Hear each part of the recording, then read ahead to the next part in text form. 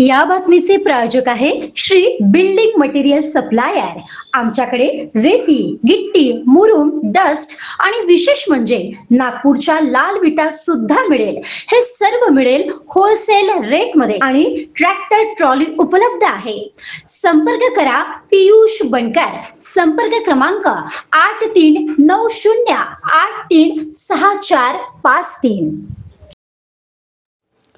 मृग नक्षत्र लागले तरी उमरेड तालुक्यातील उष्णता कमी न होता घामाचे थेंब शेतकऱ्यांना ओले चिंब करीत असताना शुक्रवारी दुपारी 4 वाजताच्या सुमारास अचानक काळेकुट्ट ढग आणि घोंघावणाऱ्या चक्रीवादळाने दमदार हजेरी लावल्याने सिरसी परिसरातील सिरसी, केसलापूर, आमगाव देवडी, सनोडा, बोरी माजरा, किन्हाळा, बोतलीसह अनेक गाव चक्रीवादळाने प्रभावित झाले असून अनेक घराची टिनाचे छते उडाली आहेत।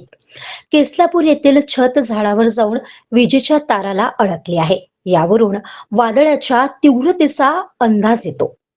चक्रीवादळामुळे सिरसी येथील प्रमोद अग्रवाल, केसलापूर येथील रमेश सोनवणे, किन्हाळा येथील सूरज पाटील, दादाराव सपाट, सनोळा येथील राजकुमार शिंदे, आमगाव देवडी येथील इंदुबाई कोल्हे, मच्छिंद्र ढोणबा कोल्हे, बोरी माजरा येथील पंकज येसन सुरे यांच्या घराचे छते वादळी पावसाने उडाली आणि घरातील जीवनावश्यक वस्तूंचे मोठे नुकसान झाले आहे।